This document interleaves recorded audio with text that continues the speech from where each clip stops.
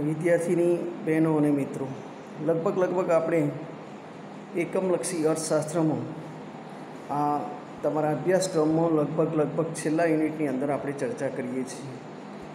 અત્યાર સુધી આપણે લગભગ બધા જ યુનિટો આ વિડીયો પ્રવચનથી પૂરા કર્યા છે. હવે જે છેલ્લું એક યુનિટ રહ્યું છે એ છે સેલ્ફ સ્ટડીનું, અને છતાં હું એની ચર્ચા થોડી કરી લઉં છું. તમે સેલ્ફ સ્ટડીમાં છે એટલે સમજવાની કોશિશ કરજો. એનું નામ છે બિન પ્રમાણસર સાધન સંયોજનનો નિયમ. ઘણા વર્ષોથી અર્થશાસ્ત્રમાં આ નિયમની ચર્ચા થતી આવી છે. પ્રણાલિકાગત વિશ્લેષણમાં ઉત્પાદનના 3 નિયમોના સંદર્ભમાં આ ચર્ચા થાય છે: ઘટતી પેદાશનો નિયમ, વધતી પેદાશનો નિયમ અને સ્થિર પેદાશનો નિયમ. સમકાલીન અર્થશાસ્ત્રીઓ આ પ્રમાણે ત્રણેય નિયમો રજૂ કરવાને બદલે તેનો ઉત્પાદનની પ્રક્રિયાના 3 તબક્કાના સંદર્ભમાં સમજૂતી આપે છે. જ્યારે ઉત્પાદનની પદ્ધતિમાં ફેરફાર કર્યા વિના કોઈ એક સાધનને સ્થિર રાખીને અન્ય સાધનોનું પ્રમાણ વધારતા જવામાં આવે ત્યારે સ્થિર અને અસ્થિર સાધનોનું સંયોજન બદલાય છે. તેને લીધે શરૂઆતમાં સાધનો પાછળ થતા ખર્ચ કરતાં પેદાશમાં ઊંચા દરે વધારો થાય છે. ત્યારબાદ અમુક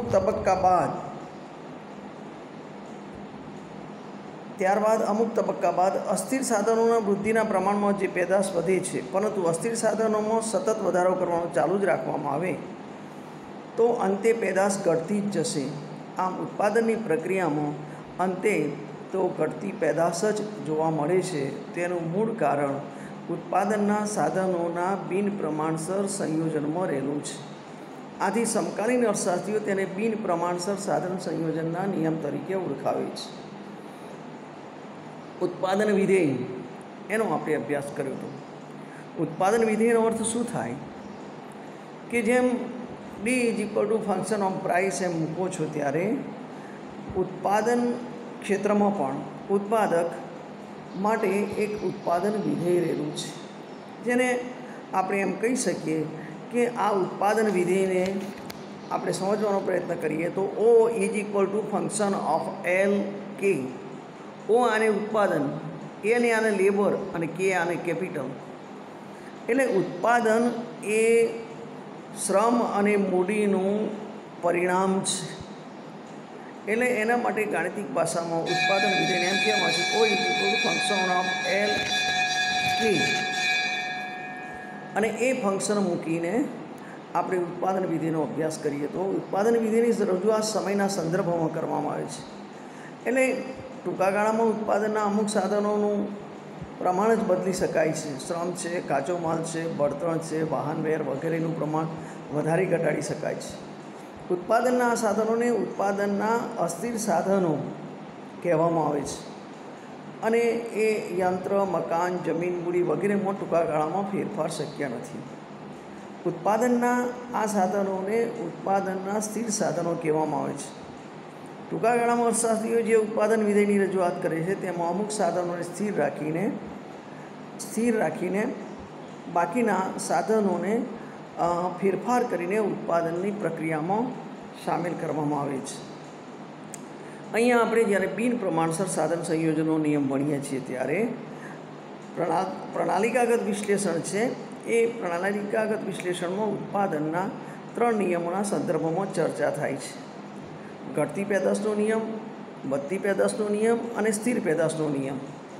એટલે ઉત્પાદનની પદ્ધતિમાં ફેરફાર કર્યા વિના કોઈ એક સાધનને સ્થિર રાખીને અન્ય સાધનોનું પ્રમાણ વધારતા જવામાં આવે ત્યારે સ્થિર અને અસ્થિર સાધનોનું સંયોજન બદલાય છે.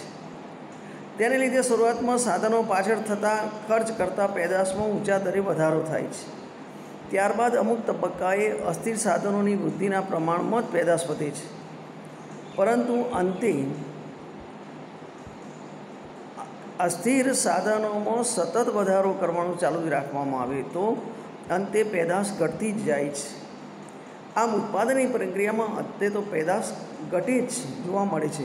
તેનું મૂળ કારણ ઉત્પાદનના સાધનોના બિન પ્રમાણસર સાધન સંયોજનમાં રહેલું છે. આથી સમકાલીન અર્થશાસ્ત્રીઓ તેને બિન પ્રમાણસર સાધન સંયોજનના નિયમ તરીકે ઓળખાવે છે. આનો અર્થ એ થયો કે શરૂઆતમાં તમે અસ્થિર સાધનોનું પ્રમાણ વધારતા જાઓ છો તેમ તેમ એના ઉત્પાદનમાં વધારો થાય છે. પછી અમુક તબક્કાએ એ ઉત્પાદન સ્થિર બને છે અને તેમ છતાં પણ જો તમે અસ્થિર સાધનોમાં વધારો કરી જાઓ તો અંતે પેદાશ ઘટતી જોવા મળે છે. અનેક અર્થશાસ્ત્રીઓએ ઉત્પાદનના ઘટતી પેદાશના નિયમની અથવા તો બિન પ્રમાણસર સાધન સંયોજનના નિયમની રજૂઆત કરી છે.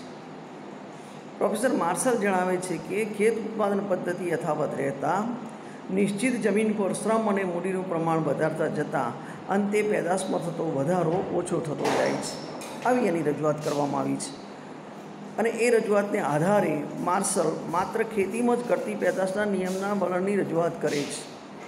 પરંતુ ઘટતી પેદાશ એ માત્ર ખેતીની જ વિશેષતા નથી, એની સાથે અર્થતંત્રના દરેક ક્ષેત્રમાં એ લાગુ પડે છે અને એને કારણે પ્રોફેસર સ્ટીગલર પણ લખે છે કે ઉત્પાદનના અન્ય સાધનોનું પ્રમાણ સ્થિર રાખીને જો બીજા સાધનોનું પ્રમાણ વધારવામાં આવે તો શરૂઆતમાં તેના ખર્ચ કરતાં ઉત્પાદનમાં થતો વધારો વધારે હશે.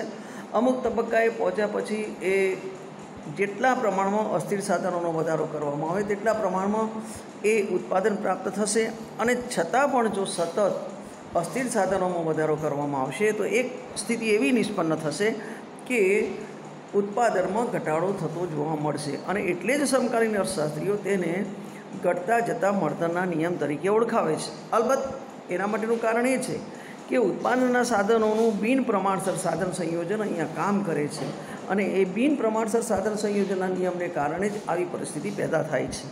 એની સ્ટીગલરે પણ રજૂઆત કરી છે, માર્શલે પણ રજૂઆત કરી છે, પ્રોફેસર બેનહામે પણ રજૂઆત કરી છે.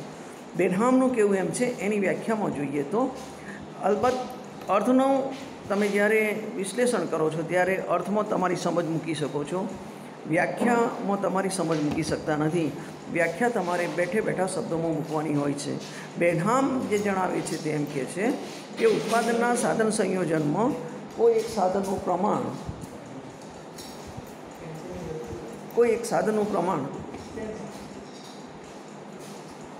સાધનનું પ્રમાણ વધારતા જવામાં આવે તો અમુક તબક્કા બાદ શરૂઆતમાં તેની સીમાંત અને ત્યારબાદ સરેરાશ પેદાશ ઘટવા લાગે છે.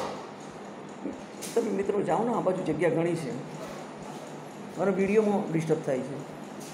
પ્રોફેસર સેમ્યુઅલ્સન પણ લખે છે કે કેટલાક ઉત્પાદનના ક્ષેત્રમાં આ પરિસ્થિતિ જોવા મળે છે. અલબત્ત પ્રોફેસર માર્શલ જણાવે છે તેમ માત્ર ખેતી ક્ષેત્રમાં આ પરિસ્થિતિ નિપજતી નથી, ખેતી ક્ષેત્ર સિવાય પણ આ ઘટતી પેદાશનો નિયમ જોવા મળે છે. અલબત્ત તેનું મૂળ કારણ જોવા જઈએ તો ઉત્પાદનના સાધનોનું બિન પ્રમાણસર સાધન સંયોજન અહીંયા કામ કરે છે અને એને કારણે આ પ્રકારની પરિસ્થિતિ સર્જાય છે. એટલે બિન પ્રમાણસર સાધન સંયોજનના નિયમને પ્રોફેસર માર્શલે, પ્રોફેસર સ્ટીગલરે, પ્રોફેસર બેનહામે રજૂઆત કરી છે અને એ રજૂઆત કરીને સમજાવવા માટેની કોશિશ કરી છે.